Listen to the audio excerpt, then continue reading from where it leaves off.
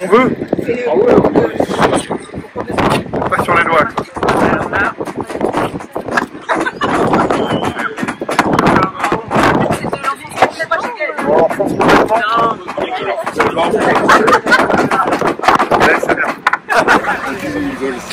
De la communauté de communes, mais pas que de la communauté de communes. L'objectif, c'est de mutualiser un peu les choses et d'en faire un guichet unique, puisque sous l'égide du pays que préside Gaël, il y a le contrat local de santé qui aura une permanence ici aussi, il y a le CPS, il y a le dispositif d'accompagnement et de coordination des DAC. Aussi, c'est une forme de guichet unique.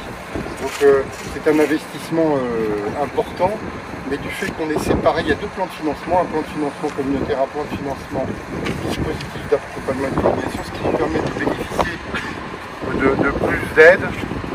Au global, grosso modo, parce qu'on en parlera plutôt lors de l'inauguration, c'est 2 millions d'euros.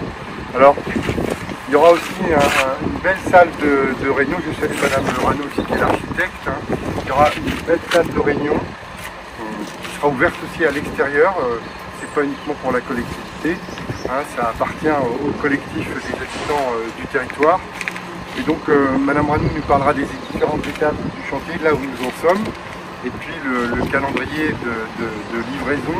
Je regardais le plan de financement. On a sollicité, je parle devant Madame la conseillère départementale, l'aide du département. Alors au-delà de la PST, on souhaiterait avoir d'aide, parce qu'il y a notamment un service qui est destiné aux personnes handicapées et aux personnes âgées. Ce serait bien qu'on puisse avoir un financement particulier, que la région nous a refusé au motif que ça relevait plus du champ de compétences de la communauté. Département. Donc si tu peux en être le relais auprès des instances départementales, on t'en remercie d'avance. Donc voilà un peu pour vous présenter les choses. On a des aides assez intéressantes. Je vous donnerai, il y a un petit document de synthèse ici, hein, 2 64 000 euros exactement, et dont l'extension du DAC à hauteur de 659 000 euros. L'extension d'une partie qui concerne le DAC. Tout ça, ça fait un objectif de 2 millions d'euros. C'est aussi pour améliorer les conditions de travail de nos personnels, y compris nous les élus. Moi je peux vous assurer que pour fonctionner ici à l'économie, il y a un seul bureau pour les élus. On le partage entre le président et les vice-présidents. Donc il faut qu'on ait un peu plus de commodité. Et l'auditorium, sans que les services soient ouverts, ça permettra de rentrer directement pour des réunions, pour des associations, des collectifs divers et variés ici.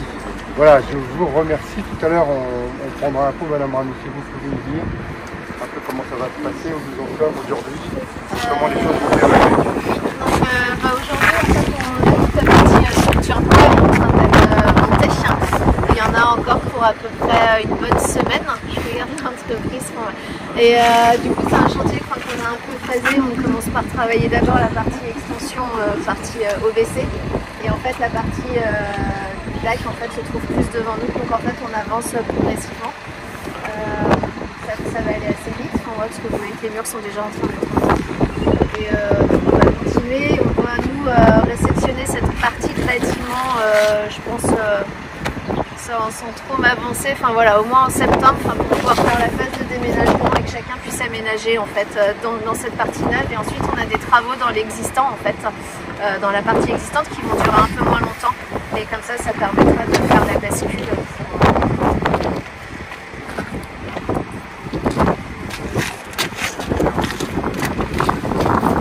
L'intérêt dans la CPTS pour ce comité professionnel territorial de santé, son but c'est d'améliorer la coordination des soins sur le territoire. Donc le territoire il rayonne sur 53 communes.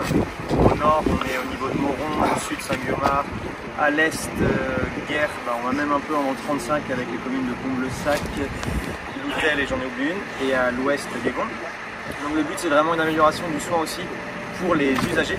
C'est pas essentiellement pour être professionnel de santé, c'est développer le parcours de soins, faciliter l'accès aux soins, c'est vraiment une action publique.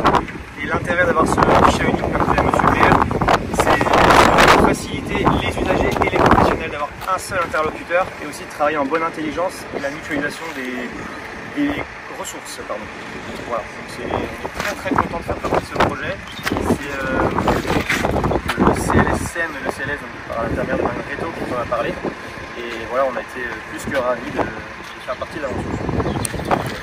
porté par le pays de Pernelle et l'association qui porte l'espace santé Est-Morbihan. Et donc là, on est sur l'échelle Est-Morbihan, à savoir Pernelle Communauté, de Loustabro-Sélian, Arques Sud, Questembert Communauté et les 3 communes de Camoël, Ferrel et Pénétin.